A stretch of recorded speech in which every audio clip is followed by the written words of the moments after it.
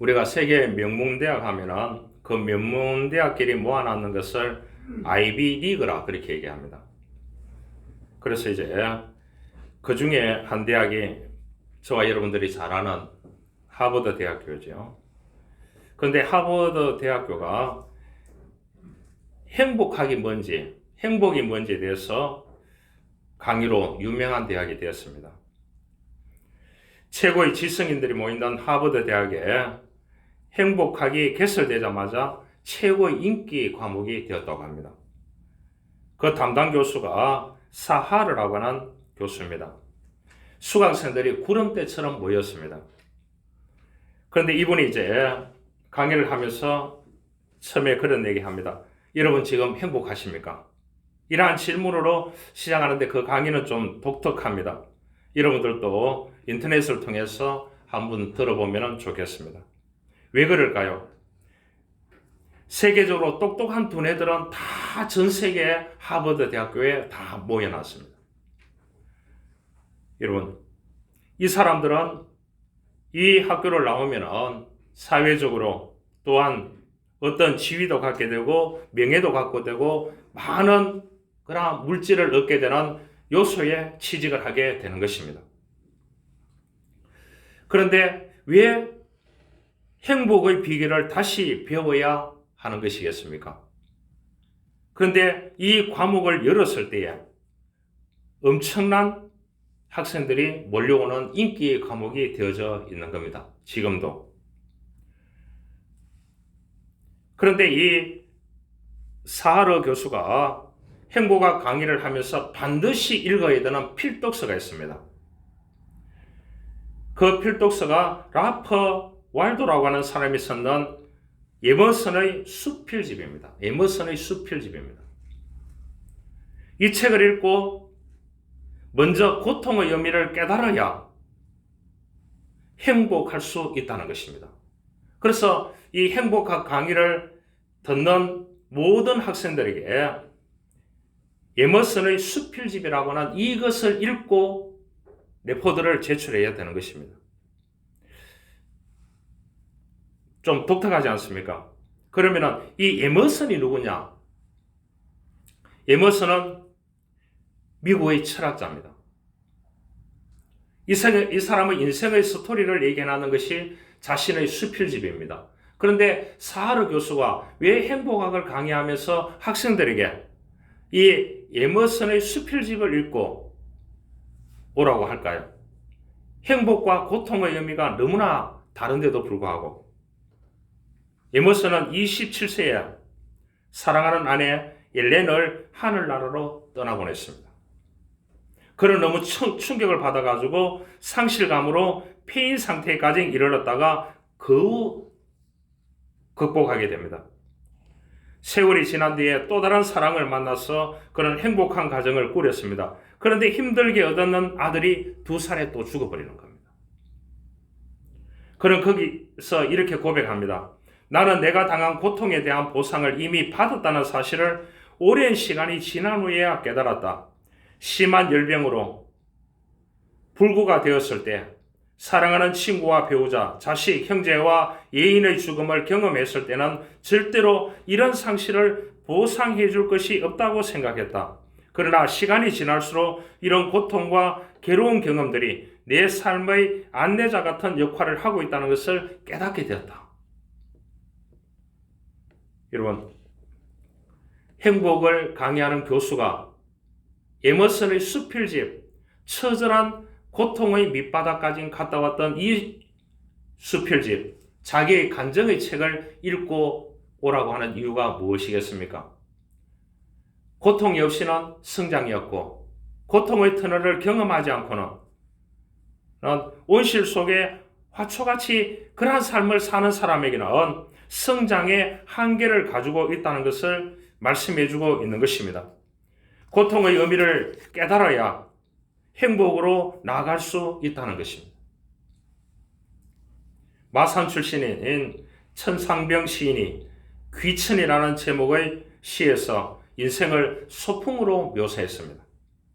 나 하늘로 돌아가리라 새벽빛 와닿으면 쓰러지는 이슬 더불어 손잡고 나 하늘로 돌아가리라. 노을빛 함께 단둘이서 기슭에서 놀다가 구름 손짓하면은 나 하늘로 돌아가리라.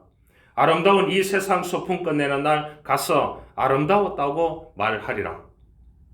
여러분, 이 시는 인생을 낭만적으로 그리고 있습니다. 시인의 표현대로 우리는 하늘로부터 이 땅에 소풍 왔습니다. 그 옛날 초등학교 시절에, 중고등학교 시절에 소풍 가는 날이 왜 그리 좋던지 저는 별로 좋지 않았습니다. 제 고향이 경주기 때문에 소풍을 어디에 가느냐, 죽었는 사람 능에 초중고등학교에 다니면은 그 신라 천년의 왕들에게만 왕 무덤 앞에 가서 놀다가 오는 겁니다. 그런데 주로 보면은 초등학교나 중고등학교 시절에 소풍 가는 날이 얼마나 좋습니까? 이 소풍이 좋은 게 아니고 소풍 가기 위해서 어머님이 새 옷, 새 신발을 사주지 않습니까? 명절 때하고. 이것이 좋았는 겁니다. 그래서 마음이 설레는 것입니다. 만약에 우리가 이 땅에 와서 이 땅에 하나님이 보내줘서 이 땅의 소풍의 삶을 우리가 지금 보내고 있다고 보면 되겠습니다. 그래서 우리가 다시 돌아가서 하나님 앞에 섰을 때에 정말로 이 인생이 아름다웠다고 고백할 수 있는 그 사람이 이 땅에서 행복한 삶을 마감할 수 있는 것입니다. 할렐루야. 여러분 잊지 마십시오. 우리는 여행객입니다. 이 땅에 영원히 살같이 그렇게 할 수는 없는 것입니다. 영웅호걸도 많은 부자들도 많은 재벌들도 많은 지적인 자산을 가지고 있는 사람들도 권력자도 지도자도 다 이 땅을 떠나게 되어 있는 것입니다. 우리가 잠시 여행객으로 왔다가 여행객으로 마감하고 하나님의 나라로 떠나는 순례자라는 사실을 결코 잊어서는 안 되는 것입니다. 그러기에 우리가 이 땅에서 소풍의 삶을 살아가게 되는 것입니다. 그 소풍의 삶 가운데서는 뭡니까? 때로는 불행한 여행도 있을 수 있습니다. 한평생 좋은 여행만 하리라고 하는 이 인생은 없는 것입니다.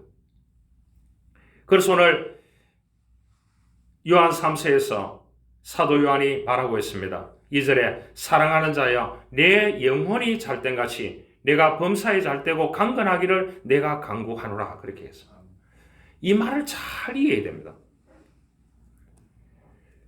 만약에 이 성경이 너가 열심히 하고 노력하고 열심히 해서 너가 일구어 놓으면 이 세상에서 성공하면 내 영혼에 축복을 주겠다 이렇게 말하지 않았어요. 이렇게 말했다라면 교회 예배 드릴 사람 아무도 없어요. 그렇죠.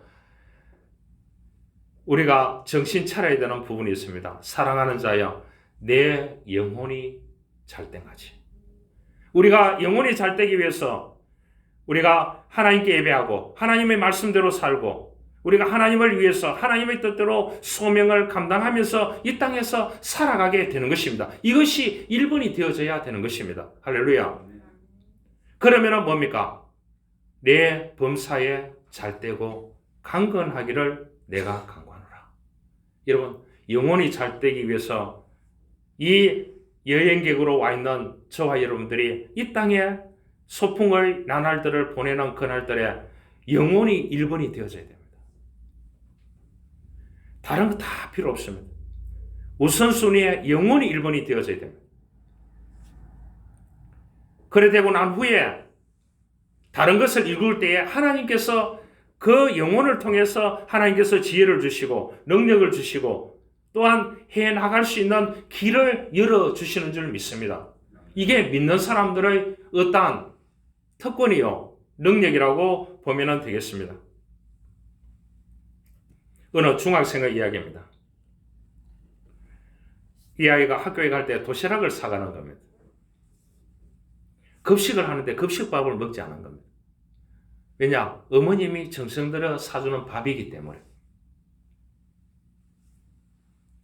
그런데 친구들이 보니까 이 친구가 먹는 밥을 보니까 밥에서 머리카락도 나오고 모래알 같은 것도 섞여 나오고 하는데도 이 아이가 열심히 이 친구가 먹더라는 거예요. 그래서 이제 친구들이 흉을 보는 겁니다. 자네 엄마는 진짜 엄마가. 그래도 묵묵하게 그렇게 했다는 겁니다. 또 집안 사정이 좋지 않았다는 겁니다. 그래서 이제 졸업을 앞두고 친구들이 이제 고등학교에 가야 되니까, 헤어져야 되니까 이 친구 집에 가보게 되는 거예요.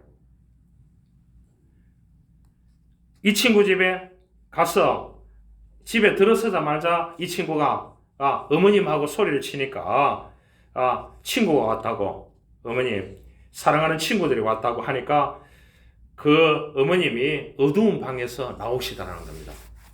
문을 여는데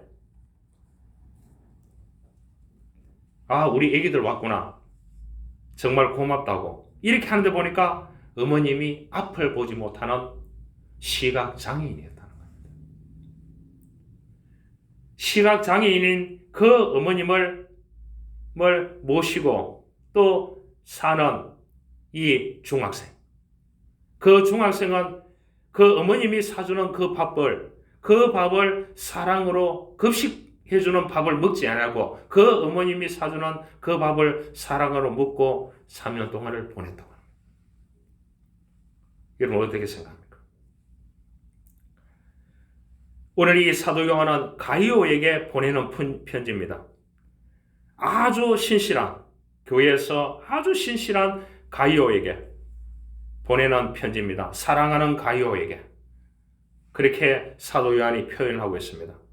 여러분 이런 말을 잘 쓰지 않습니다. 우리가 만나도 사랑하는 친구야 이런 말 씁니까? 안 씁니까? 부부재간에는 쓰죠. 성장호장은 사랑하는 전홍선 씨 이렇게 씁니까? 한자는 그렇게 씁니까? 그럼 권사님이 써야지. 사랑하는 한용석 씨.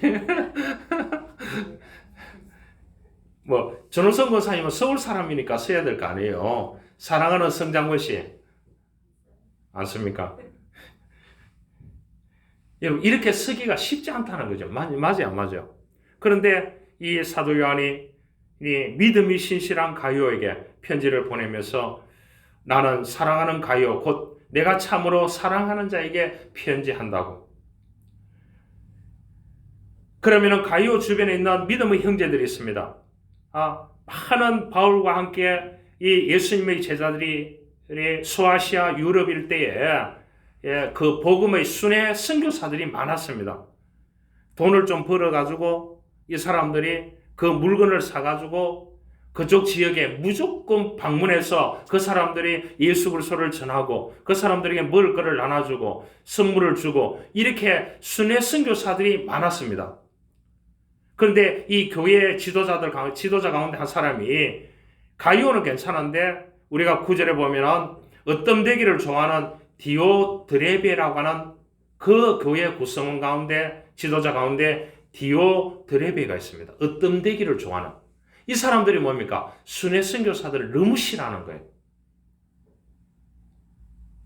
어떤 되기를 좋아하는 여러분 어디 가든지 우리가 사랑으로 섬기는 자가 되기를 원합니다. 여러분 왜 가정을 주셨어요? 가정은 수직적인 관계 만들려고 가정을 주지 않았습니다.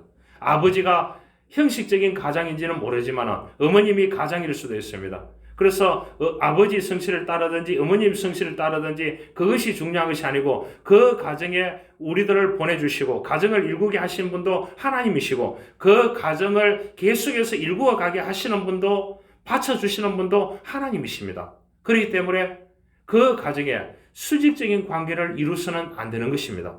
가정의 주인은 공동체이기 때문에 주님이십니다. 할렐루야.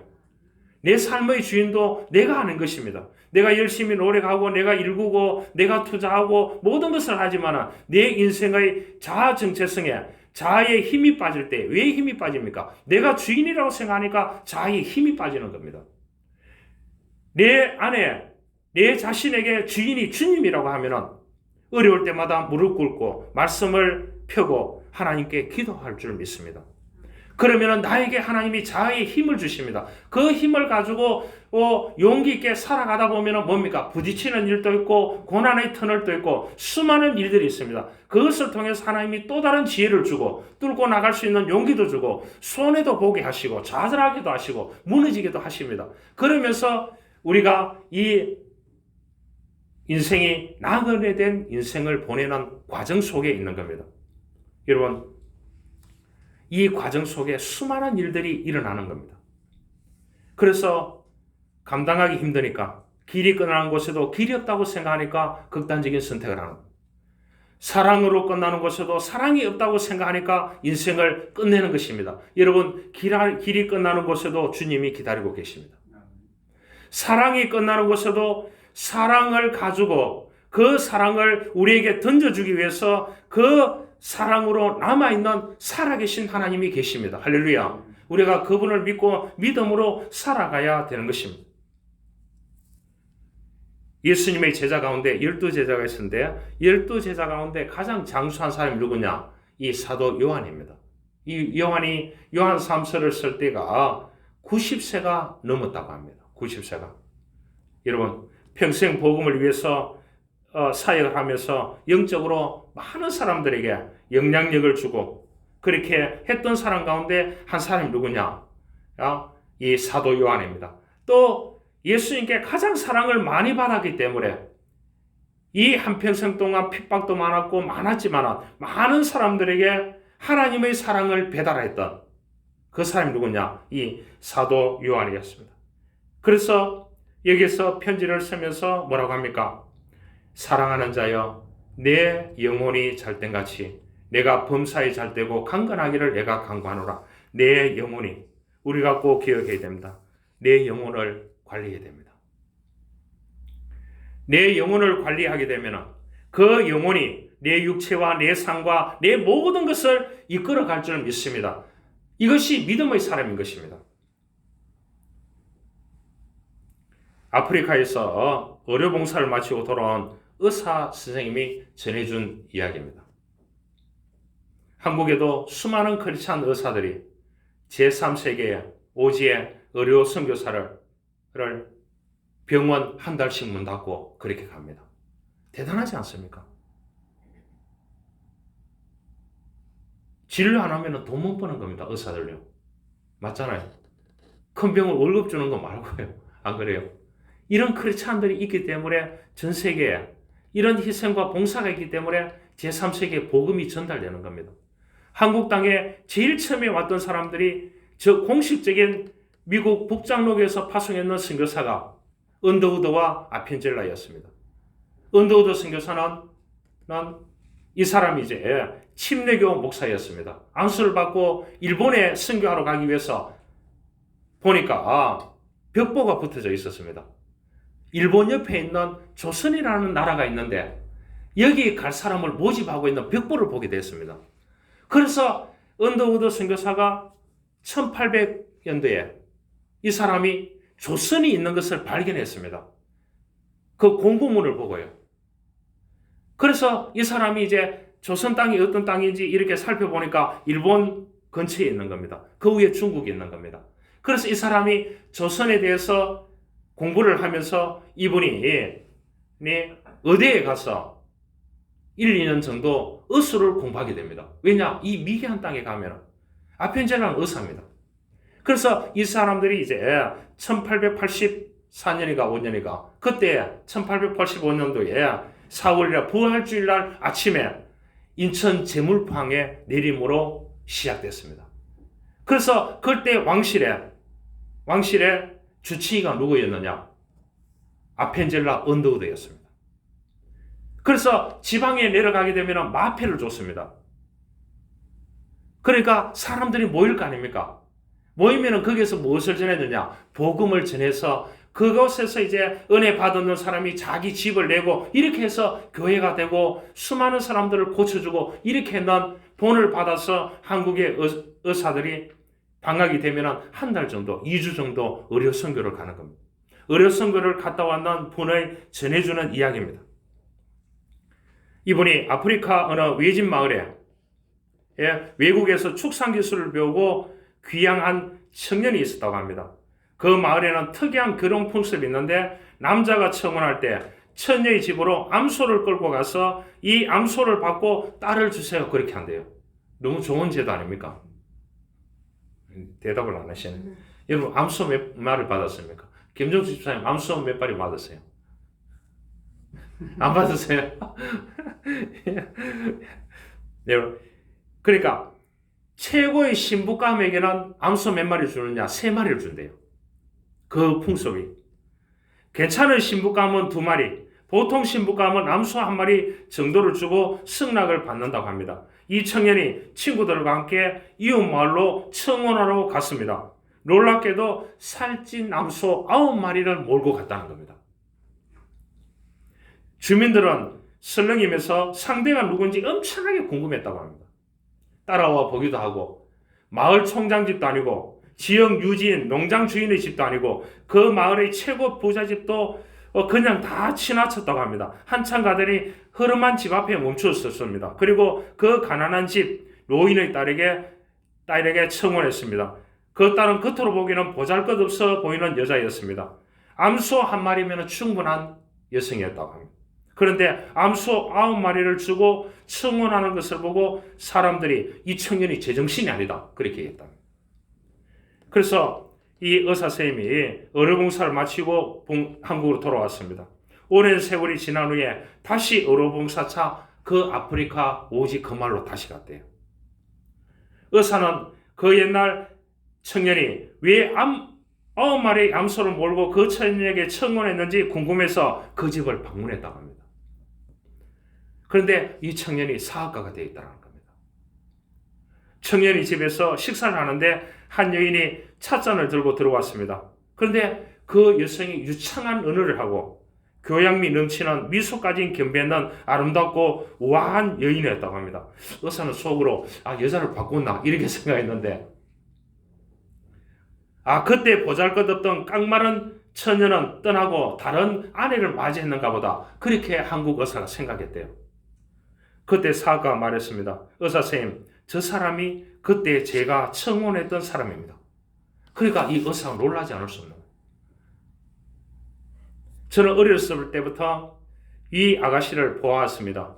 그래서 저 사람을 사랑해서 결혼하기로 생각을 했습니다. 우리 마을에서는 암소 몇 마리를 받느냐가 여자들 세계에서 가장 중요한 문제입니다. 그 관습을 무시할 수 없어서 암소를 몰고 갔지요. 사실 제 아내는 암소 1마리면 혼인 승낙을 받을 수 있었습니다. 하지만 내가 사랑하는 여인이 평생 가치를 암소 1마리 값으로 생각하며 사는 것을 원치 않았습니다.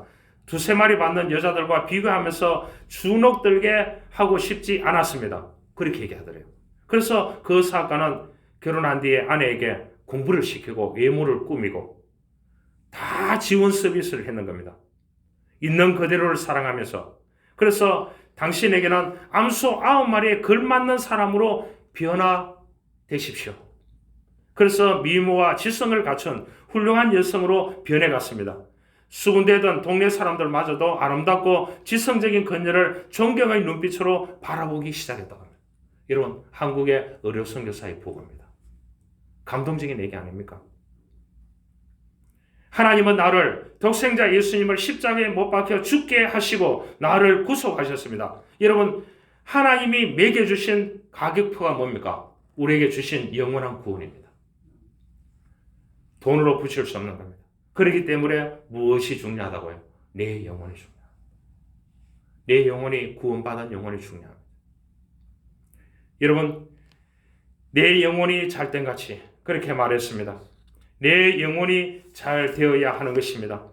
몸은 죽을 수 있지만 영혼은 죽지 않는다는 사실을 우리는 알아야 되는 것입니다. 여러분, 영혼이란 보이지 않는 내면의 자아입니다. 여러분, 그 내면의 자아가 하나님이 조종해야 되는 것입니다. 내가 주장하고 내가 몰고 가고 내가 모든 것을 결정하고 해서는 안 되는 것입니다. 내 내면 깊은 곳에 그 지성소에 영혼, 그것은 뭐냐? 하나님이 나를 컨트롤하게 만들어야 되는 것입니다. 그래야 그리스도인인 것입니다. 시편에도 말합니다. 하나님이여 사슴이 시냇물을 찾기에 갈급한 것이 내 영혼이 주를 찾기에 갈급하나이다. 그렇게 얘기했습니다. 한 젊은 청년이 예수님께 왔을 때 그렇게 얘기했습니다. 어떻게 해야 구원을 받을 수 있느냐? 너가 모아놨던 것을 다 어렵고 힘든 사람에게 주라고 했습니다. 그랬을 때 그는 그렇게 할 수 없다고 했습니다. 그랬을 때 예수님께서 그랬습니다. 어리석은 자여, 오늘 밤에 내 영혼을 도로 찾으리니 그러면은 내 예비한 것이 누구의 것이 되겠느냐? 여러분, 자고 일어나지 못하는 사람이 많이 있습니다. 뇌졸중으로, 또 질병으로 내 육신이나 내 영혼을 내 마음대로 할 수 없는 시대적인 사명 속에서 살아갑니다. 그러면서 말합니다. 으뜸되기를 좋아하지 말라고 하면서 11절에 사랑하는 자여 악한 것을 본받지 말고 선한 것을 본받으라 했습니다. 여러분, 선한 것을 본받고 선한 영향력을 줄 수 있기를 주님으로 축원합니다.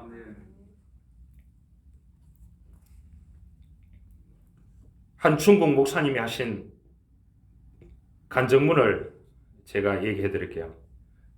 이 목사님은 아주 부유한 집에서 중국에서 태어났습니다. 그런데 예수님을 만나자마자 목사 되기로 결심했습니다. 이 사회주의, 공산당 체화 속에서 목사가 된다는 것은 인생의 모든 행복을 포기해야 된다는 말이 다름이 없습니다. 그래서 지하교회 지도자로서 일하다가 결국 체포돼서 강제노동 수용소에 끌려가서 그곳에서 몇 년 있어요? 18년을 있어요.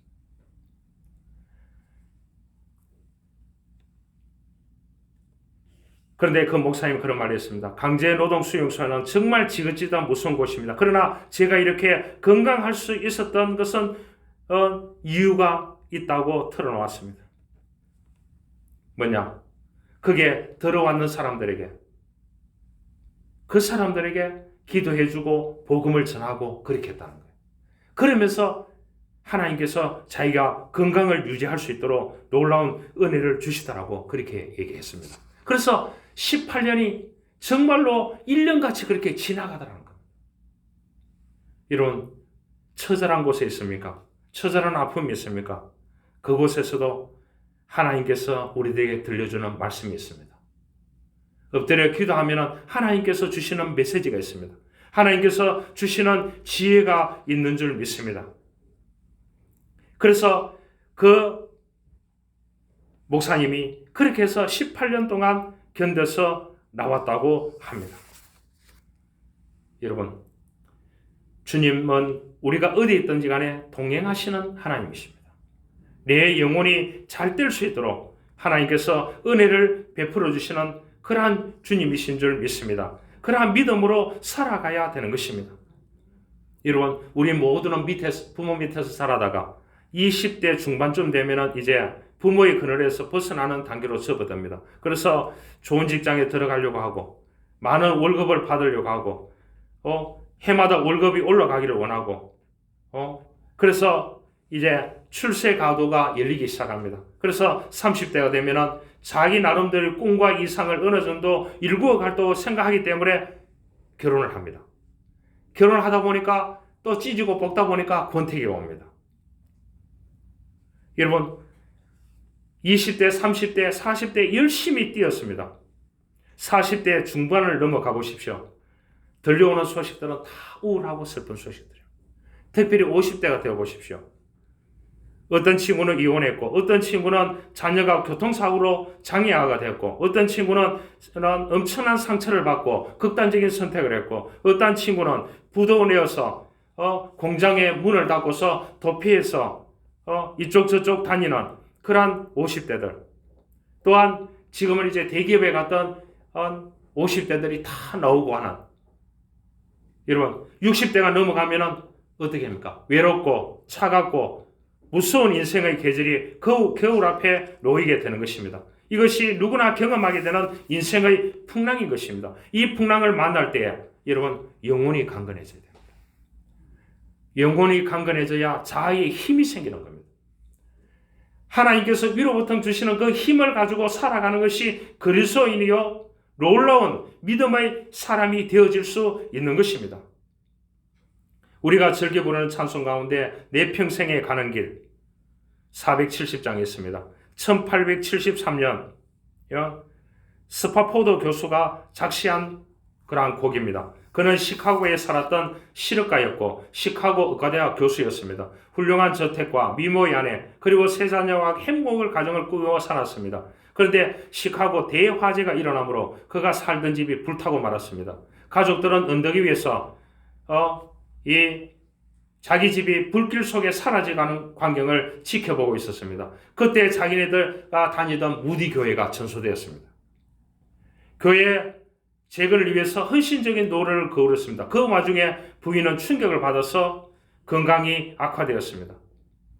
환경을 바꿔보라는 동료 의사의 권유로 온 가족이 여행을 떠나기로 결심을 했습니다. 1873년 그래서 프랑스로 여행을 가게 됩니다. 그 여객선을 탔습니다. 빌러드 아버르라고 하는 이 호를 타고 뉴욕을 떠났습니다. 여러분 항해 중에 그만 그들이 탄 배가 영국의 철갑선인 로키안 호와 정면 충돌해서 침몰하고 말았습니다. 죽음의 순간에 스포터 부인은 두려움과 혼란의 와중에서 자녀들을 껴안고 기도를 드렸습니다. 하나님, 이 자녀들을 구해주십시오. 그러나 주님의 뜻이라면 받아들이겠습니다. 이었고 배는 완전히 침몰했습니다. 스파터 부인은 자녀들을 가슴에 안은 채 몸부림쳤지만 거친 파도가 사랑하는 세 자녀들을 앗아갔습니다. 부인만 간신히 구조되었습니다. 부인은 곧 시카고에 있는 남편에게 홀로 구조되었음이라는 내용의 전문을 띄웠습니다. 전보를 받았던 남편은 즉시 영국행 여객선을 탔습니다. 대서양 한복판에 이르렀을 때 선장이 그를 불러 기뜸해 주었습니다. 스파포드 씨, 지금 이 배가 지나가고 있는 여기가 바로 당신 가족이 탔던 여객선이 침몰한 현장입니다. 순간 스파포트는 깊은 절망의 골짜기로 떨어졌지만 검푸른 파도가 춤을 추는 바로 그 비극의 현장에서 감동적인 찬송시를 하나님께 드렸습니다. 내 평생에 가는 길 순탄하여 늘 잔잔하여 강 같든지 큰 풍파로 무섭고 어렵든지 나의 영혼은 늘 편하다. 내 영혼 평안해.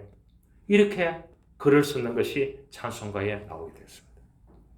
여러분, 이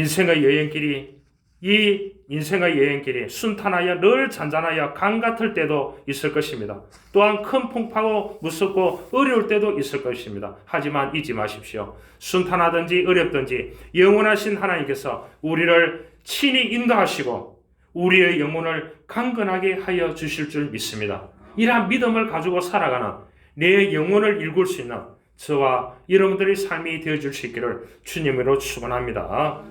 사랑이 많으신 하나님 아버지 감사합니다. 내 영혼이 잘된같이 그랬습니다. 범사가 잘되고 있습니다.